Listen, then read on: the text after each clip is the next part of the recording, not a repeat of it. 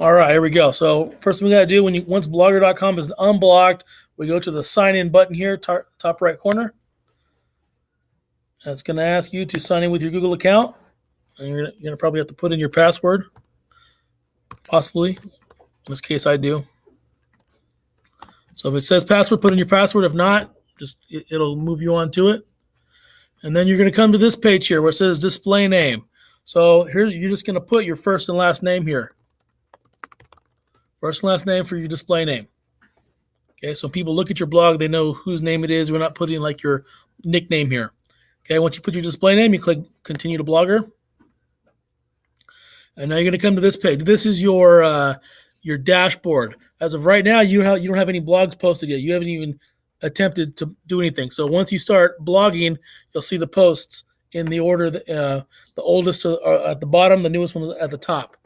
So what I need to do here first is hit create new blog. So I got to give it a title. So we're going to call this book blogs. Okay, so here's the thing about this. There's probably a lot of you who may have the same name. So like this is a Rossi. We have lots of Jose's. So if you put Jose's book blog, guess what?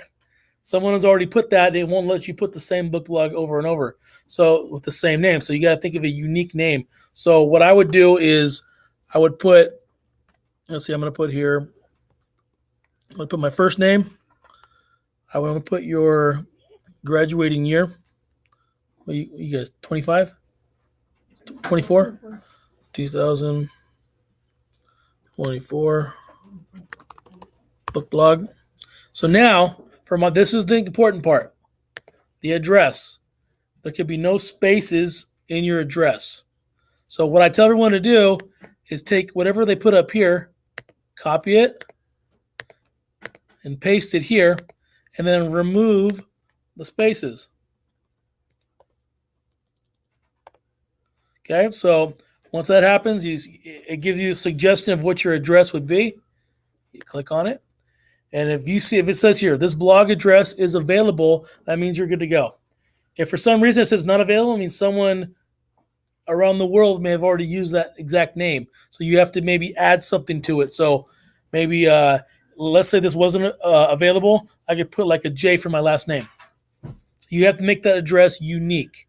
But if you see the check mark, it says available, you're good to go. So you have to kind of tweak this a little bit until you have an easy address. So once I see that, now I go to create blog. And now my blog, this pops up, just hit no thanks. They want you to buy something. Hit no thanks. And now you're ready to blog. So this is how your first post could go. So now you're ready to roll. You see the new post button right here. So you start your first blog post. Think of like a diary or a journal entry. Okay, new post. And it's going to look similar to Google Docs. It's the same company, actually. So my title here is the title of my post. And then I'll type down here. So let's go ahead and talk about real quick. What is something that you guys have read? We haven't read. Oh, what we've read as a class? We were reading about Ellis Island. Ellis Island? Yeah. All right, so let's pretend like we're doing Ellis. I'm going to make it up. Ellis Island, Chapter 1. I'm just going to make it up. So Ellis Island. We're reading about immigrants' experiences coming into this country. So Chapter 1. So let's just pretend that's the name of the book, Ellis Island, and we're doing Chapter 1, a reflection on what I learned. So if I'm pretending like I'm you, I may say that, okay, many European immigrants came to America, stopped at Ellis Island first. On the boat, they likely would have seen the Statue of Liberty. Many immigrants at Ellis Island had their names changed to sound more American. I'm just making this up. But all those things are true. Yep. A lot of the names got changed. I have a friend, one of my best friends growing up, his family came from the Netherlands. They spoke Dutch. And their last name was Boxenhoeven something. And the person at Ellis Island's like, yeah, Americans aren't going to be able to say that. We're going to call you Box. Yeah. They short just a box.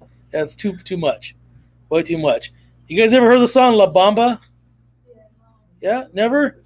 Oh, La Bamba is a famous song from the 50s. It was like the first like song in Spanish that came out like on English language radio, and everyone loved it. Well, the guy who sang it, Ricardo Valenzuela. But back then they're like, yeah, white Americans aren't going to be able to say it, so we're going to call you Richie Valens. Easier for to say. So I tell that story because Ellis Island, any name that sounded too hard for English speaking people to say, they would make it easier. They would shorten it up so everybody can understand it. I'm just saying that as a thing. So I'm just typing this out here as an example. So when you're done, let's say you're not done, like you're working on it, you're like, all right, I want to work on it later. You click save. Okay? And then you click close to go back to it. And then let's say the next day you show up. Okay, I want to keep on typing. I just click on that post and I can keep typing. When I want to turn it in, when I'm done typing, let's say that I am done typing, I've done editing, I'm ready to turn it in so Mr. Montemayor can see it. Now I hit publish. Okay, so now it's been published. What this is an actual website now on the internet. If someone really wanted to find it, they could find it and click on it. So, that being said, this is what your blog will look like to the world. So when I hover over here, I don't click. You see where it says view right here? I click view. Now you see what the world would see. Nothing much right now, but that's what this post would look like.